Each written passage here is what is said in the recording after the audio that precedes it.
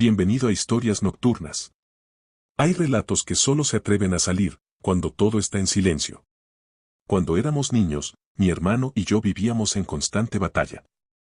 Cualquier motivo bastaba para encender la chispa, los zapatos, la ropa, incluso la comida. Bastaba que uno tocara lo del otro para que estallara una pelea.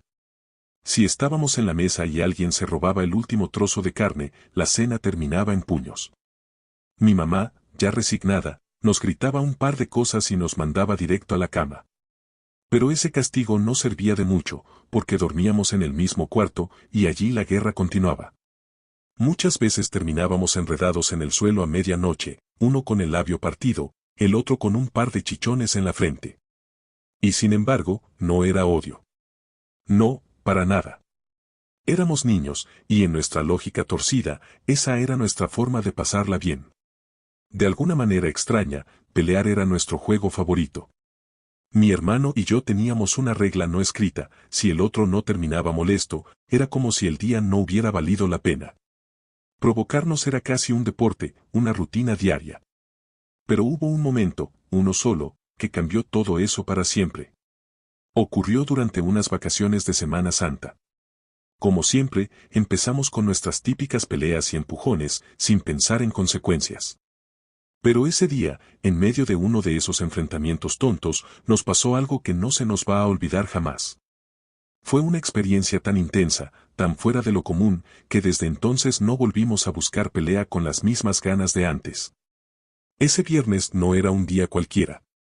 Justo esa tarde, él había decidido burlarse de mí, y frente a la persona menos indicada. Resulta que a mí me gustaba una compañera, y aunque nunca se lo había dicho directamente, él lo sabía perfectamente. Así que, como buen hermano experto en hacer maldades, vio la oportunidad perfecta. Estábamos en la salida del colegio, cargando nuestros informes de educación física. Se acercó como si nada, con un montón de libretas en las manos, y me dice: «Sosténeme esto que me voy a amarrar los cordones». Yo, sin sospechar nada, tomé los cuadernos. Apenas bajó la cabeza, se agachó, y de un solo tirón me bajó la sudadera. Y claro, justo ese día yo tenía puesto el peor boxer del universo, viejo, desgastado y con un agujero tamaño ventana en la nalga izquierda. La escena fue en plena puerta del colegio, frente a todo el mundo. Y sí, mi amiga, la que me gustaba, también estaba ahí. No supo ni fingir la incomodidad, se echó a reír a carcajadas. Fue como si todo se detuviera y el universo se riera conmigo, o más bien, de mí. Con los mismos cuadernos en la mano, me fui detrás de mi hermano, soltándole golpes mientras él corría rumbo a la casa, muerto de la risa. Yo venía detrás de él, con una rama en la mano, decidido a desquitarme. Tenía una rabia encima que me hervía la sangre, listo para darle donde más le doliera. Pero el muy vivo, viendo lo que se venía, se metió corriendo al cuarto de mi abuela y se sentó justo al lado de su cama, como si nada. Y claro, para nosotros no había lugar más intocable que ese. Mi abuela era sagrada. Donde ella estuviera, no se podía levantar la voz, mucho menos repartir golpes. Así que me quedé en la puerta, con la rama aún en la mano, mirándolo con ganas de decirle sin palabras: «Desgraciado, esta me la pagás». Pero entonces fue mi abuela la que habló, con esa mirada que atravesaba hasta los huesos. Nos miró a los dos, como si ya supiera todo, y nos dijo: «Muchachos, recuerden que esta semana que viene es de respeto. No anden con esas maldades, que después no saben por qué les pasan cosas raras. No olviden que la maldad es la risa del que ustedes ya saben». Nos quedamos callados. A mí se me quitó el coraje, y a él se le borró la sonrisa. Porque cuando la abuela hablaba así, uno sabía que no era jugando. Ese día me la pasé esperando que mi mamá y mi abuela salieran, porque si iba a vengarme, no quería que estuvieran ahí para regañarme. Mi hermano, por su parte, no bajaba la guardia. Pasó toda la tarde alerta, como gato encerrado, cuidándose de que yo no le fuera a hacer nada. Pero como dice el dicho, el que pega, se le olvida. Y él ya andaba confiado. Yo no. Yo estaba esperando mi momento. Y llegó justo a las 8 de la noche, su hora sagrada para bañarse. Siempre hacía el mismo ritual: salía del cuarto al patio, con una pastilla de jabón negro en la mano, la toalla colgada al hombro, sin camisa. Mi hermano, flaco como un palo de escoba, todo jopito y encorvado, parecía una rana platanera. Pero tenía su genio. Malo como él solo. Por el barrio vivía una peladita que, por cosas de la vida, se derretía por él. No sé qué le veía, la verdad. A mí me parecía feo como una pelea de machete. Pero cada vez que lo veía, a ella se le iba la mirada, toda embobada. Lo curioso es que él no le paraba bolas. Es más, hasta se le escondía, porque le daba rabia que lo molestaran con ella. Ese día, con el plan ya armado en mi cabeza, me acerqué a la muchachita y le dije, mi hermano quiere hablar contigo, pero no le digas a nadie. Espéralo esta noche, tipo 8, allá en el callejón, al lado del kiosquito que tenemos en la casa. Y ahí empezó todo. Y sí, la pelada llegó. Entró por el portón que estaba justo al frente de la casa, en el extremo. En esa época, nuestra casa parecía un pequeño laberinto con varios patios. Estaba el principal, en la parte de atrás, rodeado por una pared de ladrillos, era el más privado. Al lado derecho, había un lote abierto a la calle donde mi mamá tenía unas matas de papaya. Y al frente, separado de la terraza por un seto de coral, había otro espacio más, un patio con una entrada discreta, conectada por una cerca al kiosquito familiar. Ese kiosco era como nuestro centro de operaciones. Ahí nos reuníamos con los del barrio a charlar, jugar o simplemente matar el tiempo. Al menos, hasta que una noche nos prohibieron volver a juntarnos ahí. Resulta que uno de los mellizos del vecindario, que siempre andaba enfermo, se cayó de la paredilla. Decía que estaba huyendo de una bruja que, según él, se le apareció entre las matas. Yo no vi nada, pero cuando lo encontramos, el niño estaba tirado en el suelo, inconsciente y echando espuma por la boca. Lo llevamos corriendo a su casa, y al poco rato, un carro lo sacó directo al hospital. Desde entonces, ese rincón del patio nunca volvió a sentirse igual. Después de aquel susto con el mellizo, comenzaron a decir que el pelado hablaba dormido, que soltaba insultos con una voz que no parecía suya, como si otra cosa hablara por él. Las enfermeras del hospital contaban que lo escuchaban decir groserías tan pesadas que parecía imposible que salieran de un niño. Algunos aseguraban que estaba poseído. Yo nunca supe en qué terminó todo ese cuento, porque al poco tiempo la familia se mudó y no volvimos a saber de ellos. Pero volviendo a esa noche. La muchachita llegó, justo como lo planeé. La vi desde la ventana cuando abrió el portón.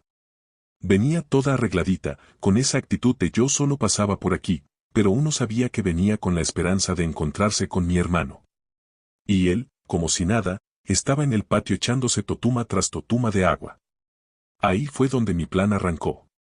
Salí desde la cocina con sigilo. Mi hermano tenía la mala costumbre de dejar su ropa y la toalla sobre una silla al lado de la alberca. Ese día, incluso había dejado unas sábanas enguindadas. Aproveché el descuido, agarré todo, lo enrollé bajo el brazo y me metí de nuevo en la casa. Cerré la puerta del patio con candado. Y listo. Mi hermano, desnudo bajo la luna, sin ropa, sin toalla, sin salida, y con la peladita caminando justo hacia el callejón. ¿Qué pasó? Le preguntaba, pero él estaba como desconectado, perdido en otro mundo. Hasta metí mi rostro bajo la sábana para tratar de verlo a los ojos, pero no me miraba.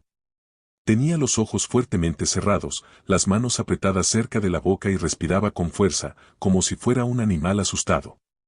Ahí sí me preocupé de verdad. Tenía que ser algo muy serio para que él estuviera así. De repente, tocaron la puerta de la calle. Era el vecino, el papá de la muchachita. Salí a ver qué quería y él me miró con cara de preocupación. ¿Estás bien?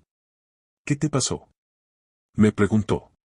Yo, todavía confundido, solo le respondí, no sé. Entonces me contó que Mafe le había dicho que había visto a un hombre ahorcado en el kiosco. Miré hacia la ventana de la sala, señalando el kiosco, y le dije que no había nada. Ustedes tienen unos juegos muy pesados, me dijo serio. Mañana voy a hablar con la señora, allá está la niña llorando. Y se fue molesto. Yo seguía sin entender nada, así que volví al cuarto. Mi hermano estaba sentado, envuelto en la sábana, con la cabeza apoyada en la cabecera y la mirada fija en la pared. Niño, ¿qué pasó? Le pregunté. Creo que fue una de las pocas veces en que le hablé con cariño. Él me miró y soltó una risa nerviosa, como si intentara liberar la tensión. «Ey, me salió el diablo», me dijo. «¿Estás loco?». Respondí, pero estaba claro que no estaba bien. Sus ojos se perdían en la nada, y de vez en cuando esbozaba una sonrisa extraña, como tratando de convencer a alguien, o a sí mismo, de algo que no comprendía. No dijo nada más. Al rato llegó mi mamá con mi abuela y simplemente nos quedamos dormidos, cada uno con sus propios pensamientos. «Eso está en tu cabeza», le decía, «no está pasando nada». Pero en ese instante, la cama tembló.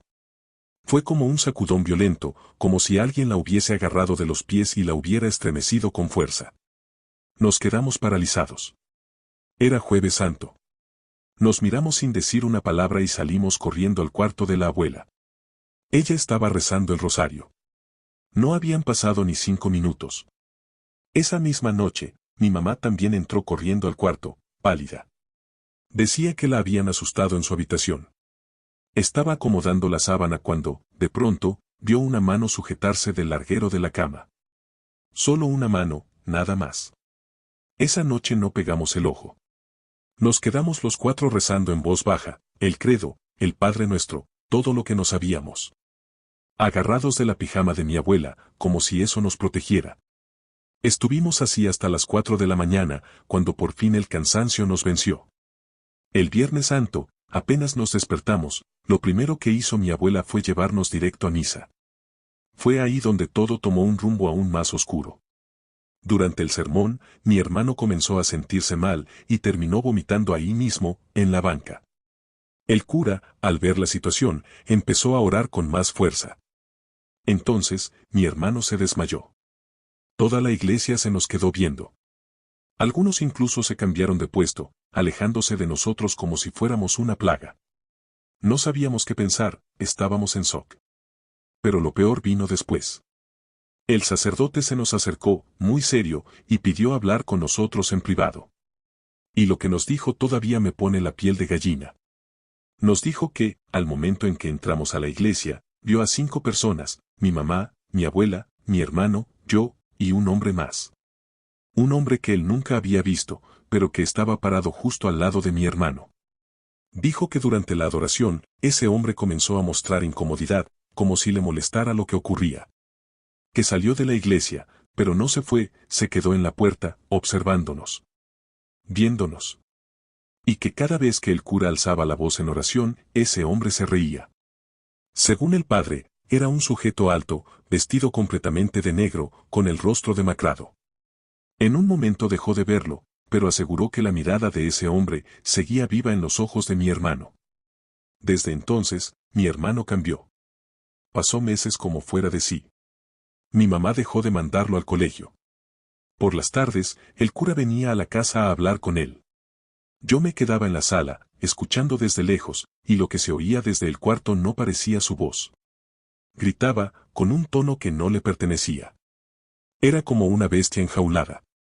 Cuando gritaba, su voz resonaba en las paredes, como si el eco se negara a morir. Aquellos días fueron un infierno.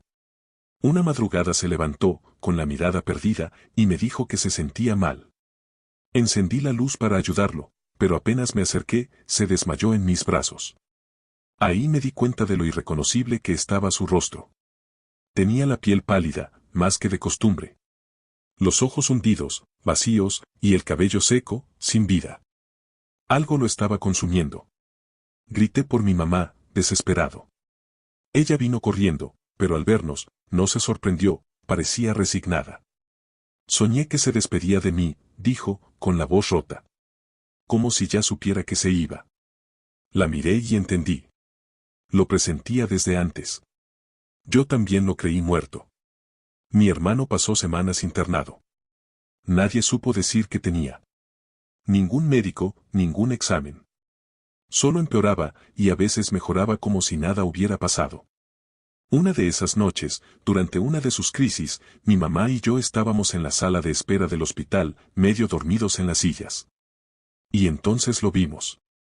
Un hombre pasó frente a nosotros, en silencio. Iba vestido completamente de negro. Era idéntico al que mi hermano había descrito. No dijimos nada, solo seguimos con la mirada su recorrido, viendo cómo se alejaba por uno de los pasillos del hospital. Sin mirar atrás. Al poco rato reaccionamos y corrimos a ver al flaco. Estaba sentado en la camilla, con el rostro lleno de confusión. Nos miró y dijo algo que nos dejó helados: soñé que la abuela estaba peleando con el diablo. Nos quedamos en silencio, sin saber qué responder. Era como si todos estuviéramos buscando alguna forma de interpretar lo que acabábamos de escuchar. Una explicación. Algo. No sabíamos que, esa misma noche, en su habitación, la abuela había fallecido. Lo más extraño de todo es que fue justo esa noche cuando mi hermano se recuperó por completo. Como si alguien, o algo, hubiese hecho un trato. Si esta historia te hizo mirar 2 veces a la oscuridad, suscríbete para no perderte los próximos relatos. En Historias Nocturnas. Siempre hay algo esperando ser contado.